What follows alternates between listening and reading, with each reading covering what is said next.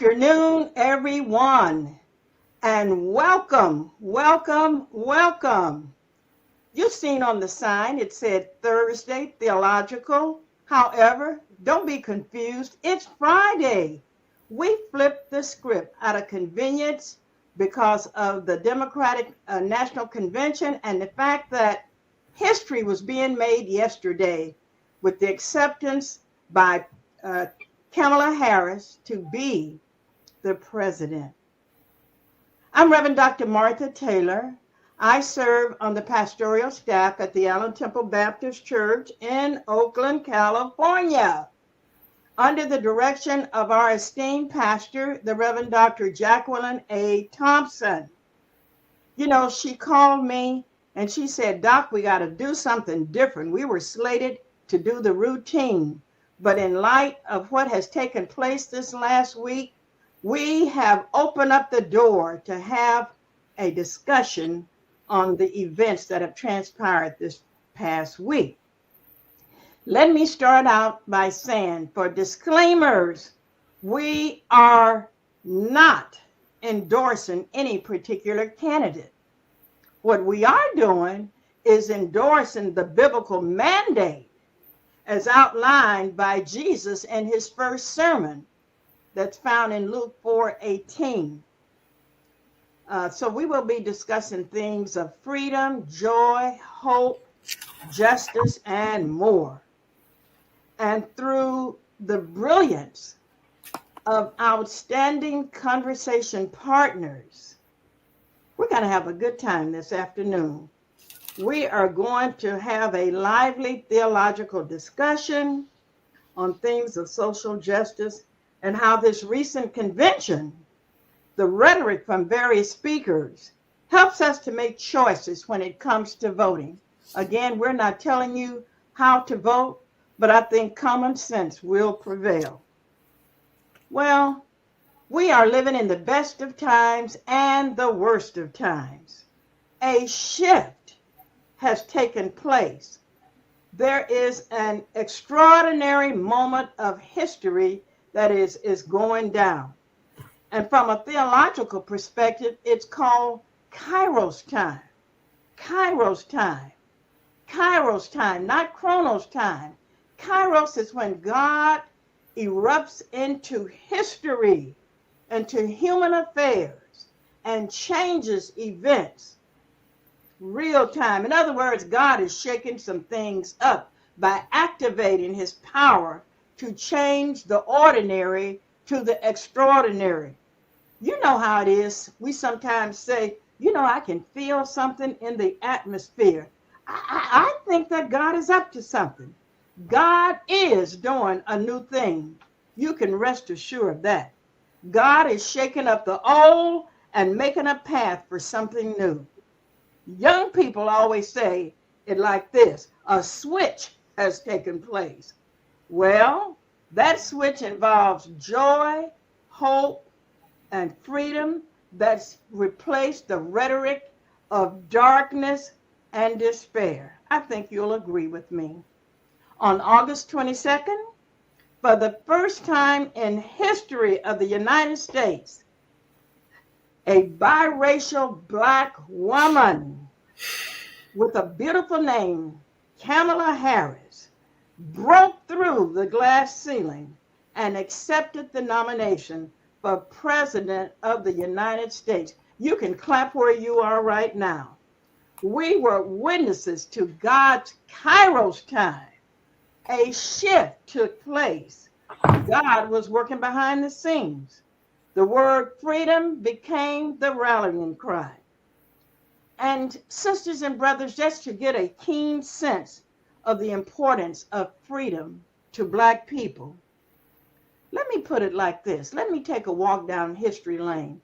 Since the days of enslavement, when we came to these shores, or I should say we were kidnapped, we as a people have been in search for freedom. Free to live where we choose to live. Free to sit on the bus where we want to sit. Free to vote. free to do a number of things, free to buy homes where we want to. There is no freedom with Project 2025. You know, I heard Fannie Lou Hamer's words that still trickle down the corridors of time. She said, "How much of my freedom is free?" Black people have been lighting fires and carrying torches. Women have labored under the oppressive yokes of racism, classism, and gender. Free to be free. Kamala Harris did not get to this point in history by herself. She stands on the shoulders of strong Black women and men, forerunners, torchbearers, and freedom walkers, I would say. Women like Harriet Tubman, Sojourner Truth, Fannie Lou Hamer, Shirley Chisholm, Rosa Parks, Barbara Lee. And we have to give credit to the men like Jesse Jackson, Dr. Martin Luther King, Reverend John Lewis, Frederick Douglass, and so many more. And so tonight, my sisters and brothers, we are still running on the fuel of joy, hope, love your neighbor, and freedom. I am honored this evening at the suggestion of our senior pastor to involve 3 other conversation partners who on short notice agreed to participate. We're going to talk about themes, phrases, metaphors of the political climate by weaving, as appropriate, a theological perspective, all of which have the foundation of theology. Let me begin the introductions. Deacon Reginald Lyles, Allen Temple Baptist Church, a man who has always and continues to be on a mission for social justice. He is a mentor, encourager of so many Bay Area leaders. He speaks and acts with a sense of compassion and forethought. Now, Reggie and I don't agree on everything, but it has never, ever broke that bond that we share so dearly as friends.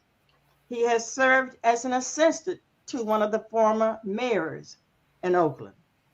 Then we have Deacon Jeannine Walker. She is in management. Well, she's a deacon, first of all, at Allen Temple.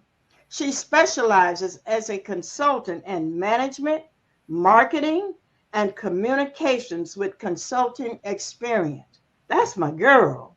She has been in graduate studies at Wharton and MBA studies at USC. Deacon Jeannine has great passion for helping organizations acquire and develop leaders. Some of her specialties include strategic planning, branding, and more. And last but not least, the Reverend Joseph Evans, PhD, who holds the endowed Dr. J. Alfred Smith Senior Chair at the Berkeley School of Theology. Hey, hey, hey. Dr. Evans is a religious scholar and educator of theology. He has served as dean and at Morehouse, adjunct professor, served as professor of homiletics at Howard University School of Divinity. He was inducted into the Morehouse College, Martin Luther King Jr. College of Preachers. That is a phenomenal honor. He has authored numerous books, some of which sit right on my shelf behind me. Dr. Evans has a heart for leadership and religious education, a phenomenal preacher and religious leader. Welcome. We have a wonderful, wonderful group of men and women who will explore and explain some of the things that we have witnessed this past week. I'm going to ask each of you, what is significant about this election? I'm going to start in the upper left. Deacon Reggie, tell us briefly what is significant about this election.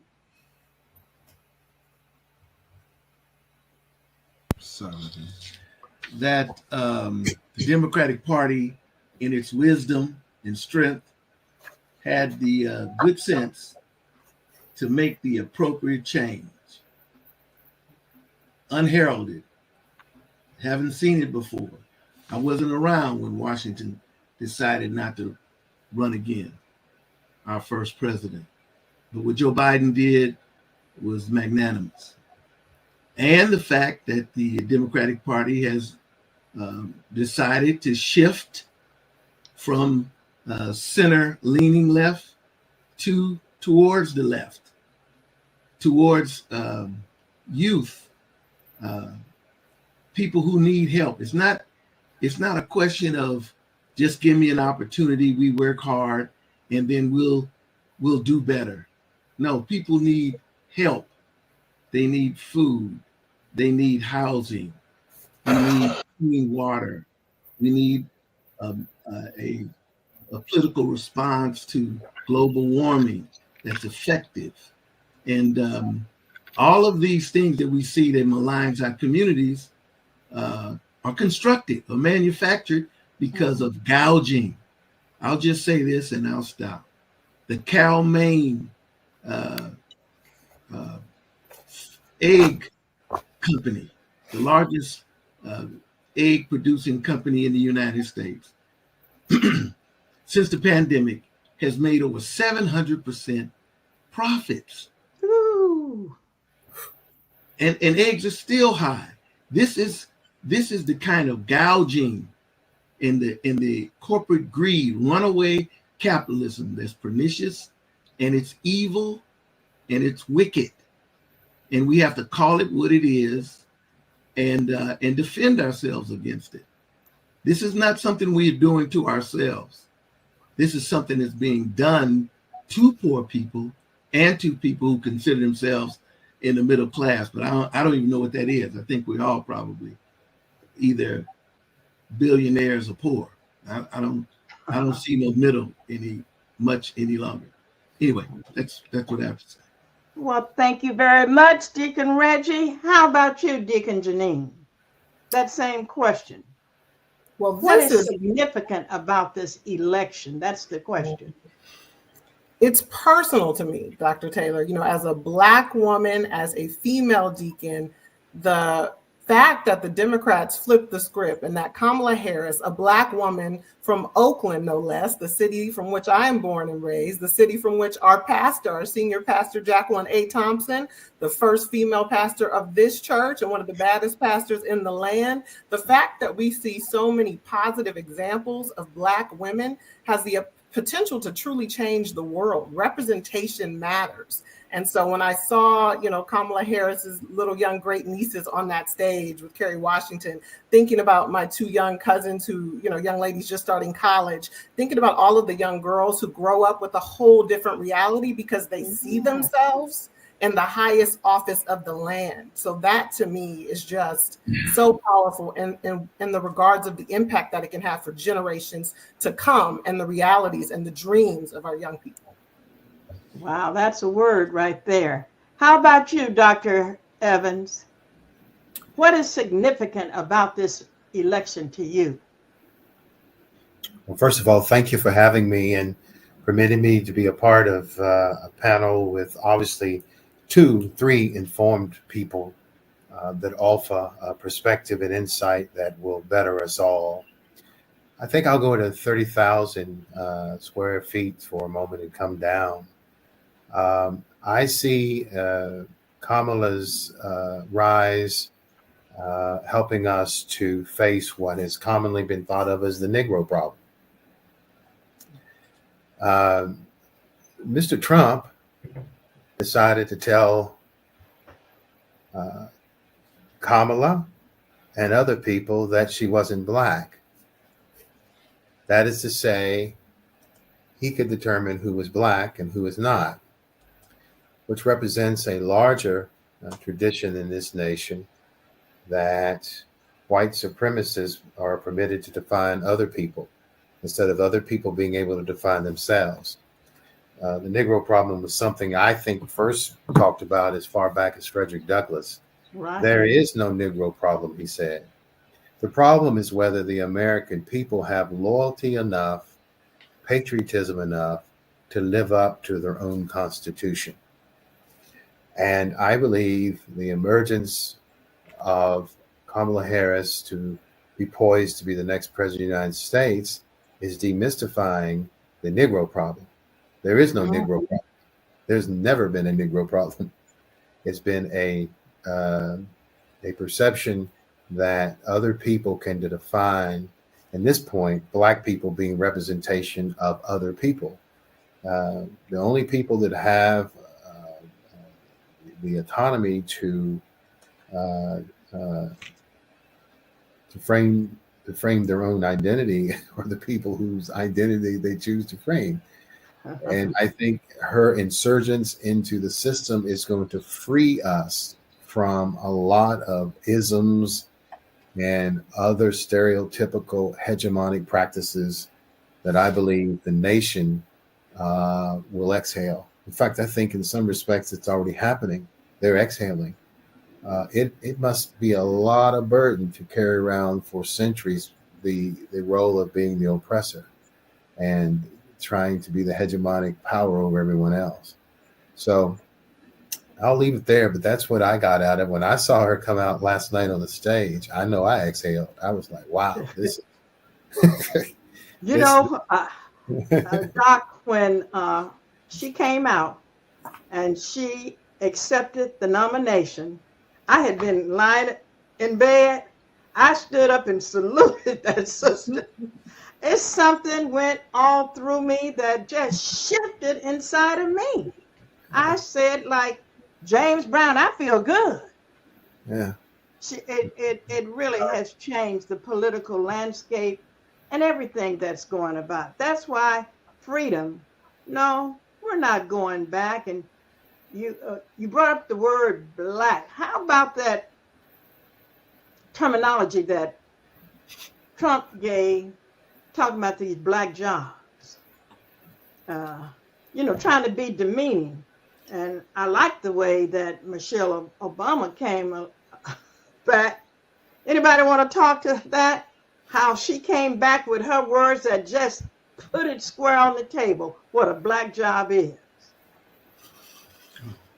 How about you, Deacon Jeannine, or you, Deacon Reggie, either one? Any of you? Listen, Michelle Obama really put on a masterclass in speaking. I think she was able to speak because she really spoke from a place of freedom. She's no longer in the White House. She's not running for election. That's not her dream and her goal. So I think she spoke from a place of authenticity and freedom and liberation. And she just spoke like she was talking to each of us in our homes. I feel like the way she would at her kitchen table. And so I think it was so powerful because she flipped a lot of his language back on him. And she used frames and terms that I think hopefully allowed a lot of people in this country to think differently. We, even on the screen, right, represent many different types of Black jobs. We have Black excellence in so many parts of the culture in this country that, to try to limit us to a, quote, Black job is preposterous. And so I love that she reminded him that very job he is seeking, as she said, might be one of those Black jobs. President Barack Obama has filled it and filled it well. And we might see another Black president in that role. So I thought it was powerful because it was real and it was true. And we know the opposition speaks many lies. And so I thought that she broke down some of those lies. And we know the word says the truth shall set you free. So I just love that she was liberated. She was free. She spoke without worry for what repercussions were to come. And that's what made it so powerful to me. Deacon Reggie, how about you? We know that so-called categorizing us in Black job positions was also to pit us against other people of color, the immigrants, because they coming over here taking our jobs, Black jobs, mind you. That's so manipulative, and it's insulting. And but if I may, I'd like to. This is a black job. When Kamala Harris was the district attorney in San Francisco, and Dr. Taylor, you were police commander, and I was too. And we know that we fought like I don't know what to get body worn cameras on police officers. Mm-hmm. Kamala Harris, as a DA, sided with us and against Chief Sir. I'm trying to think of 3 other SFPD chiefs of police that gave a lot of political movement and said, "Oh, nothing we can do about this. Nothing we can do." If Kamala Harris would have sided with them, we wouldn't have had body-worn cameras in San Francisco. You wouldn't have had them in Oakland. You would have more people in these quote-unquote suspicious shootings. So she's a political animal. She's a political animal, and she knows she can calculate. If I side with what is right, I may lose endorsement later on in my quest for various other political positions. She stood for what was right. She stood for what was right. Now, that's true. I'm going, hold on. I know that they never, CPOA, Police Officer Standards and Training, right, in the state of California, never endorsed her. I know that for a fact. Why was that? Because she stood flat-footed for what was just and what was right. They don't talk about that because they don't want to upset law enforcement unions across the nation. But I was in those rooms when we were making those demands. All she had to do was shut it down as the DA. I'm not siding with you. She stood with us, and now we have body-worn cameras in most of the major police agencies throughout the state of California. Yeah. And these strange shootings have went down because of that. That's the kind of integrity she has. Where did she get it from? Well, she went to North Oakland Missionary Baptist Church on 32nd Adeline, her and Maya. They didn't go there by themselves. Mother and father brought them there. So she understands what is right and what is just and what is ethical. So that's why I'm excited about her. So that was her black job. That was her. You can get a black job and do nothing. You can get a black job and be transparent. You can get a black job. That's a positive to me. It may be better for us to have somebody else in there than you, because all you want to do is keep your position. Like I said earlier, sit on the fence. No, she took a principled position and risked it all. I'm glad she did. Dr. Evans, I want to throw this question to you. How does theology intersect with politics? And do you ever see the hand of God moving in? And I alluded to it at the beginning, talking about that Kairos time we're in. What's your thoughts on this? That's a very good question. And before I take it straight away, I was thinking about what Deacon Jeannine eloquently talked about with former First Lady. I suppose she's permanently First Lady of the United States, Michelle Obama. I think she did something else by using the term black job. She was referring, I think, to President Obama. She was referring to the disqualification of Mr. Trump. I think she was saying he wasn't qualified for that black job. But more importantly to me, there are a lot of people who are in positions across the country. So I want to add the word representation. There are a lot of people across the country sitting in jobs where black people are qualified, but the black people don't have the jobs. Say it. In other words, other people are filling black jobs because we are qualified for the jobs, but we don't always have the jobs. And that has been a glass ceiling for black men and women in this country. Let me just vary for a moment and suggest that the high cost of higher ed now is about one thing. the demographics have changed to where more people of color and women are either aspiring to or qualified for university college education, right? So, for example, the predominantly white institutions in the country, more often than not, have these really large endowments, but they don't have as many white folks going to school now. So, in contrast, we talk about our historically black colleges and universities. We are poised to have multiple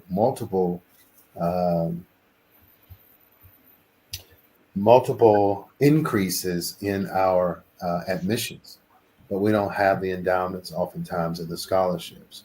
So the PWIs have endowments and scholarships with no students. We have students and admissions, but not necessarily the kind of monies. So what do? They increase the cost of going to school to put it out of range for us. Because if we get the education, they know by demographics alone, we will be able to fill positions in this country that would, again, change the paradigm almost immediately. And so the black job, we have people who are qualified currently to go into many places, but because of the system, they have unqualified people sitting in those posts and positions across the country. Now, the intersection between politics and theology, let me try it this way. I was kind of thinking about it. I can do two things at one time, believe it or not. Yeah, you're good. You're good. I was thinking about it. Jesus of Nazareth was not crucified on the cross because they believed he was God. In fact, they didn't believe he was God. Mm-hmm. They thought he was kind of, as my daughter would say when she's playing, Daddy, they thought Jesus was trod off. They crucified him because they thought of him as a very effective political leader. They saw Jesus as able to take on empire and critique it and point out the flaws, not only in the Roman government and its system, but also the religious order of the day. Jesus didn't do a lot of preaching in churches. That's right. Jesus did a lot of churches standing on the corner in the hood. So inherently, theology is already political. So political theology is our effort to critique systems that are hegemonically designed, for anybody who don't want that word, Jim Crow and Jane Crow designed, to keep people from reaching their highest potential, which gives a special and unique role for the Black church in America. The Black church was formed out of resistance. That's right. Period. Now I'm gonna go out on a limb here because Brother Lyles has given me inspiration to go ahead and make it plain because he's talking good over there. He always does. He's bringing it. I like it. The Black church was formed out of the failed Reconstruction period after the Civil War because of the duplicitous lying of the federal government in the states, not protecting people, states and local, municipal, whatever you want to call it. The rise of lynching between the 19th and the 20th century, by 1870, maybe even before, but certainly by 1870, there was a worldview being formed about Jesus of Nazareth being different than Jesus, milquetoast Jesus, who didn't really care about what was going on. Right? So our theology at best is political because we are looking to decolonize not only the society, but you got to first decolonize the church. Come on. We got a lot of sermons on Sunday morning, white sermons in blackface. Mm. Got a lot of that. I'm glad you're speaking to it. It is just the truth. And It's the real truth. it's the real truth. And so oftentimes we do more harm than we do good because we're not talking about the liberating Christ. That's it. Which I don't know how you can read the narratives of the New Testament or even the Old Testament any differently than that. But people do all the time, right? So there is an intersection. Now, I just want to do one thing and I'll yield and listen for the rest of the time. You talked very early on, Dr. Taylor, about the Gospel of Luke, chapter 4. And I think you cited the inaugural sermon, some folk call it, of Jesus. And there's just a couple words here in this very first verses. Everybody knows from verse 18 through, let's just say verse 18. Well, let's do verse 18 through 19.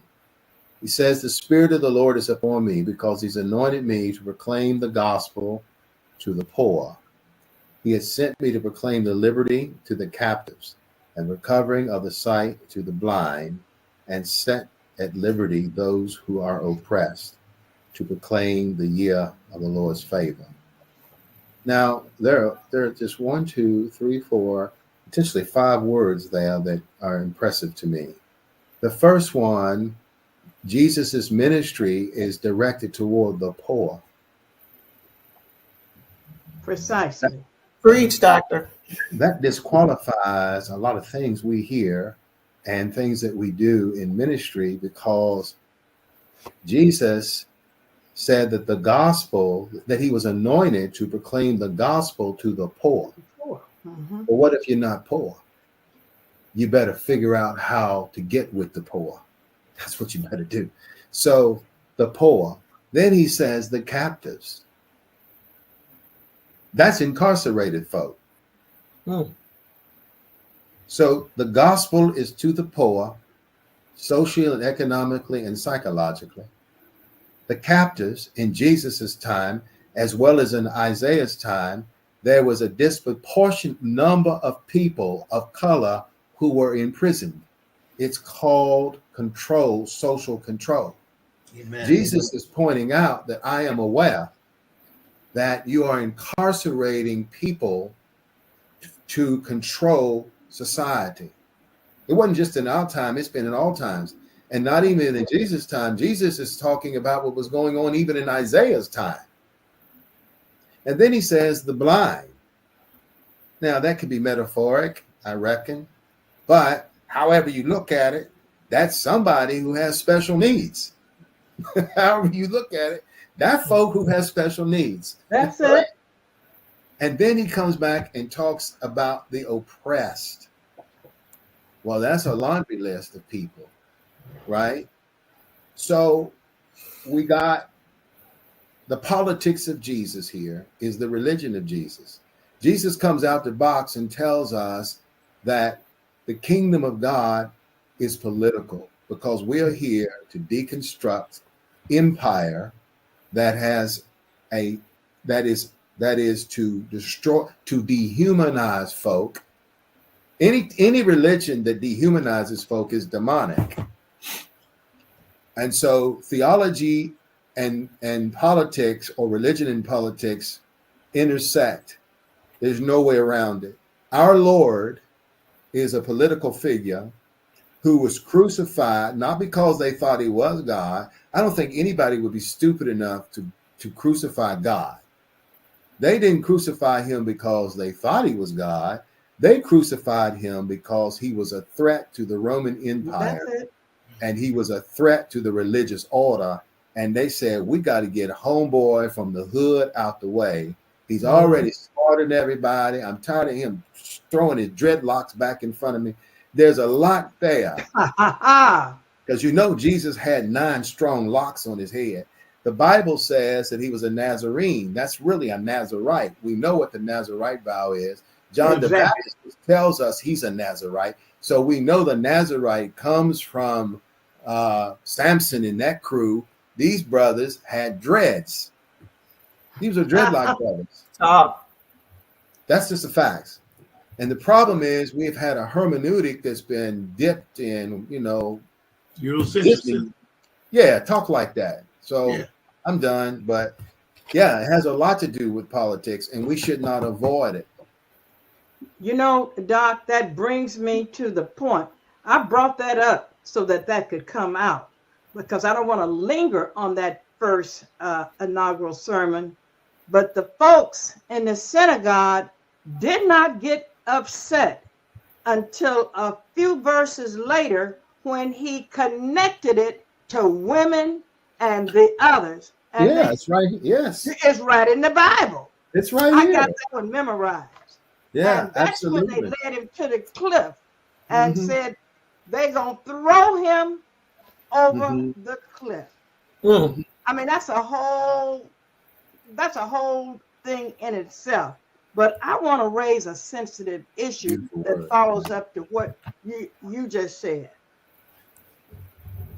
White evangelicals do not hesitate to express their opinions and have a powerful, persuasive voice and influence on the Republican Party. They helped to secure the 2016 election for Trump. Let me go there. The Black church, collectively, not all, seems a little hesitant to speak and make that nexus of politics and theology that impact the social needs of Black folks, because I have heard it over and over and over and over. Politics don't belong in the pulpit. I'm so glad I don't belong to a church that think like that. But my depth of knowledge extends beyond, as all of you, beyond Allen Temple. And we do hear people talk like that. Deacon Jeannine, what's your opinion of this evangelical move and their openness to express how they feel, and our reluctance to not express openly? Oh, there's a whole lot of brothers and sisters, that talk liberation theology and practice it. But there's a whole lot that don't. Yeah, I think it's a really great question, Dr. Taylor. One thing that I will say, and I think our pastor talked about it. We had a church forum, for those who don't know, to talk about Project 2025. And she said, what Christianity and what God? Because a lot of times they are manipulating or weaponizing the scripture to get their own points of agenda across. And at the end of the day, when I think about, the mandate that God has left for us, right? I think about 1 Corinthians, and I go to, and now these things remain: faith, hope, and love. But the greatest of these is love. I think Raphael Warnick talked about it in his speech. We are called to love our neighbors. And so the hate speech that they have, and the practices and the policies that they are promoting, that would actually take away freedoms and rights from individuals. That's not love of neighbor. That's love of oneself and trying to keep money in their pockets and keep it out of others. And so what is really, I think what we have to do better as a Black church is to be armed with our own scripture, right? To go into the word and to break it down with one another and talk about how the Black church can also be hypocritical. I heard Dr. Evans earlier mention glass ceilings, right? And so again, I bring up that gender piece, sexism in the church. I didn't grow up thinking I could become a deacon because I didn't see any female deacons. No one talked about Phoebe from Romans, the deacon female called out in the word. So I think we have to, and we know there are Black churches to this day, right, who still do not welcome or ordain female deacons. And so I just feel grateful to be a part of this church, because under the leadership of our Pastor Emeritus, he, ordained the first set of female deacons at this church 20 years ago. And so, to be able to say we have to be political, that was political act for Pastor E, I imagine, at that time. He didn't do it by himself now. Of course not. Right? No, he did not. You tell us about it, Deacon Lyles. He didn't do it by himself. And I love him. I don't think she meant that. I want to say it because I hear that all the time. Can she finish her point? Let her finish her point. And So I continue, think it Deacon. takes us being bold and being brave and having tough conversations and even moving in some ways that the church has maybe not moved historically, to show that we really are about what we say we're about in terms of loving our neighbor and loving everyone and heeding that call. The duty to the poor, Dr. Evans mentioned that, Deuteronomy 15:7-8, if among you one of your brothers should become poor in any of your towns within your land that the Lord your God is giving you, you shall not harden your heart or shut your hand against your poor brother, but you shall open your hand to him. And so I think what is important for us to remember too is that we are supposed to be called to serve others, to lift up those who are downtrodden, who are poor, who are oppressed, who have who are incarcerated, to your earlier point, right? So I think as a Black church, we need to talk about it and we need to live it, and we need to display that in a way that calls other people to God. Exactly. Deacon Reggie, I have this question for you because I know that you were tuned in through these various aspects of this past week. And you know Senator Raphael Warnock. I know that you know him. And he referenced, because you and I have had these discussions, that Trump was holding that Bible and he's branding the Bible in a personal way. Dr. Warnock was smooth as silk. And during his presentation, he did not hesitate to use the Black preaching tradition by weaving theology and social justice. What is your thought? Because he presented something just like when it was going on with Obama, and they reflected very badly on Dr. Wright because our common form of preaching got on a political stage. What is your thoughts about some of the verses, if you may recall, that Warnock talked about? Social justice, love thy neighbor, walk humbly with God. All of that is intersected with the things that I know you have a great passion for, the least of those. I'd like to start with talking about the politics. We have to have a definition of that. It's not only about the politics of elections. It's the politics of who gets what, when, where, and for what reasons. How much do they get? In what order do they get what they need? That's politics also. The distribution of goods and services and safety. All of that is political. The church has to be chest deep into that. The church has a right to be there because the Kiwanis Club is, the Lions Club is, every other group that has any kind of say-so about government, they are. So the church has to be a part of that process. Secondly, in terms of how the church ought to speak to the people that they speak to, they ought to speak to them in the language that they could communicate and understand with. It ought to be a two-way conversation. So I'm not just getting up talking at a congregation and not knowing what is the pain and suffering the congregation is going through. It's got to be a two-way conversation. And so preachers have to hear as much as they preach. They have to have compassion. And before I say compassion, they ought to have a strong ethical sense of justice. I think that love word has been, I would say it's been traumatized. It's been beaten up so bad that, what do you mean by you love me? How can you love me and is comfortable with me sleeping in a tent? How can you love me and you're comfortable with me with my children walking through bullets being shot at them or men running in and out of schools with guns? How is that love? That's not love. Love, if love is a house, the foundation has to be justice. Are you treating me fairly? Are you treating me with equity? Are you treating me with a sense that I am valuable. And I'll say lastly, I've stopped listening to what they say about me. I really cannot hear it because nothing they're going to say about me is designed to help me. It's only designed to destroy me. I'm reading, you mentioned Frederick Douglass. I'm reading his book by I think the author's name Blythe. And Frederick Douglass, and Frederick Douglass is saying over and over and over, I must define myself.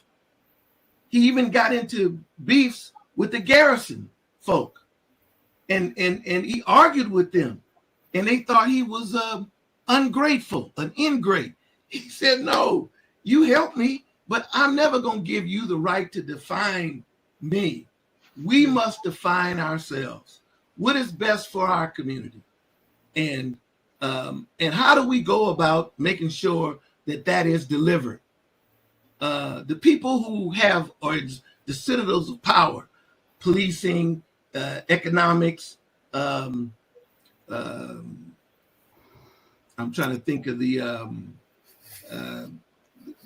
office that gives the licenses for you to be able to build something or construct something. We have to have contact with them and be able to make them understand what we need. Licensing and people who give permits. That's the kind of justice we need to be going after with the group that we are speaking to. They don't define us. We define ourselves. We define what we want for ourselves. Oftentimes, we get in positions of power and we start looking to those who want to hurt us. And we start parroting what they are saying, which is destructive. And so that's my feeling about that. Thank you so much.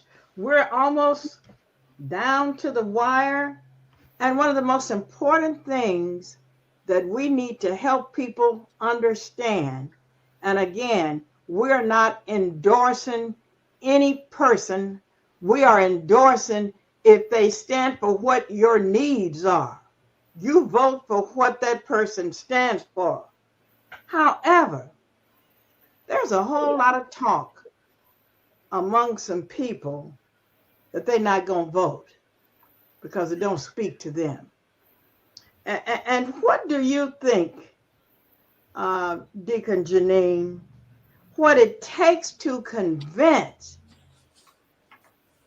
some people, and it's a lot of young people, and now I've seen these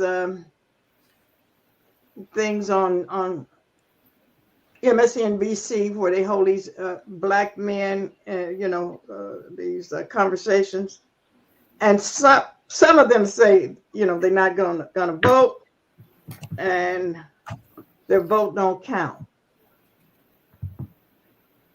You represent a certain age group, and I'm pretty sure you may have heard some of the young adults and even younger than you say they're not interested in voting, because voting is I'm not going to start way back when we walked across the Pettus Bridge and we got dogs and whips. We know that. Tell us about the current time.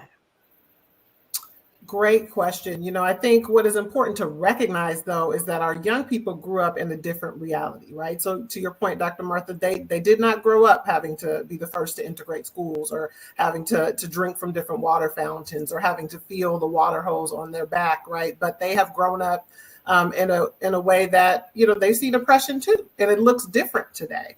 And I think one thing that I talk to young people about is the power of their voice. And, I think if you think about the opposition and what they are doing to try to suppress votes, that teaches you that it is actually important, right? And your voice matters, and this is your future, and it matters. And I think the other thing that's important to remember is that the atrocities that we see in other parts of the world, this generation actually cares about that, right? What they're seeing in Palestine and Gaza, they care deeply about justice. And so I think we have to tap into their passion for justice. They do care about what's right and what's wrong. And they do care about climate, and they do care about what they're seeing in their communities. So I think part of it is on, you think about all this money Kamala is raising in the campaign, and I hope they use some of that wisely, not just for, TV ads. Young people aren't watching TV. They're not watching CNN. They're watching on their laptops and their mobile devices, and they're on social media. And so I do like that they centered a little bit more of a social influencer voice and presence at the convention this year. And it's important because we have to speak in places and in ways that young people are, so that they can have discussion and dialogue about what's important to them. And then they need to see that and hear that reflected into the platform. And so it's not rocket science, but it's about, I think, to the conversation earlier, it's talking to people. It was just said, listening, understanding what's important to young people, and helping them see their place in the work that is to be done ahead. And I think they would see it, and many of them do. And many are standing up, and many are, convincing their friends and talking to others. The fact that we now have Kamala Harris, who is still, has that youthfulness to her, right? And she's younger than when we had the two older candidates side by side. I think that matters. That means something. She's actually trending a lot more on social media. There are a lot of young folks who, like that she's joyful, that she laughs, that she seems like a full human person, not just a talking head politician. So I think it's about listening to young people. It's about communicating about the issues that are important to them in the channels that they are on, and making it that dialogue and growing our work with their lens, because young people really are our future. A child shall lead us, right? They have ideas and energy that none of us have. And so if we don't bring them into the fold, that's going to be disservice to all of us. Thank you. We're going to go on, Doc. Let me, if I may, let me bring out a poll that I just read today. Choice for President. This is a CBS poll, and it's usually they're fairly accurate. 52% of likely women voters, Harris. 47 Trump. That is obviously amazing paradigms. That's a sea change. 2016. These two, however, the most interesting for me, Black voters, likely voters. 76% Black voters are for Harris, 21% for Trump. And then finally, 62% of voters between 18 and 29 are for Harris and 37 for Trump. Now, of course, these numbers can be improved upon, and I hope, as Deacon Jeannine has just cited, that some of those dollars will go to that work. But I also think it's important to tell anyone who is viewing, media today on cable is for profit. This is not Walter Cronkite. This is not we remember when. Yeah, this is not Huntley and Brinkley and even John Chancellor or whomever. When GE and other were providing news as a service to continue to have an informed public. Today is for profit, and it's what Cornel West would call sentimental nihilism or sentimental fatalism. And by that he meant that because they have to make money, they know the truth, but they won't tell you the truth because they want you to be involved in an ongoing soap opera, and it always looks drab and bad. And what I mean by that is anyone can take a snapshot of a person and put a camera and say, these Black men aren't for Kamala Harris, right? Well, They can do that. Well, that group of Black men may not be. But the numbers say overwhelmingly that 76% of Black voters currently are for her, and generally in a general election, it's 90% Black folks vote for a Democrat and 10% for the other. So I think she's going to do far better. I'm saying that to tell people that, yes, talk to your neighbor. I think that's what Obama said and others. Talk to your neighbor and explain to young people, yeah, you may not like everything that's going on here, but the alternative is worse. Now, I think I heard Brother Lyles say that he actually read the 900 pages of Project 2025. I'm not going to tell you I read the entire thing, but I will tell you I've read several summaries of the program. And I read enough to know that the authors of the Project 2025, first of all, J.D. Vance people wrote the foreword. Yeah. I want all brothers and sisters to know that Mr. J.D. Vance wrote the foreword. And that's why he's saying all of these crazy things, because he actually, somebody believes it. And it is also very close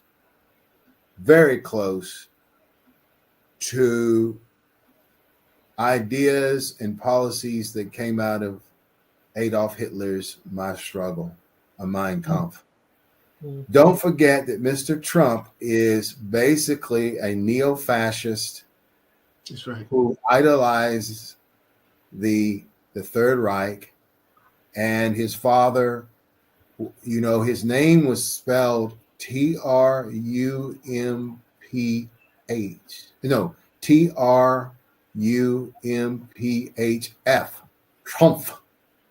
Trumph. Trumph. German. They dropped the F off his name and made it Trump. But he is a neo-fascist wannabe German. Now, you can love who you choose and marry who you want, but you notice he doesn't marry any women from the States. All his wives are from some other place close of German abstract or Austrian abstract. You shall know a man by the fruits he bears. Wow. Well, that brings us to the close of tonight. Say one quick thing about young people? Already at 7:50. We're at 8 o'clock. And Martha, I want to be obedient. Let me finish. I want to be obedient to the time allotment we were given, because there are people working behind the scenes, such as Reverend Charlotte Williams, who has been working faithfully with us and put this on. And my promise to her was that I would not violate this wonderful privilege that we have. Give me 10 seconds, please. What this tells me is that we need more time to discuss these issues, because every one of these sub-issues were important enough to go deeper. So with that, I'm going to say we're not going back. And I thank everyone for tuning in, and good night to everyone. Let's press on toward the goal. Let's do something, everyone. Yeah, let's vote. Thank you.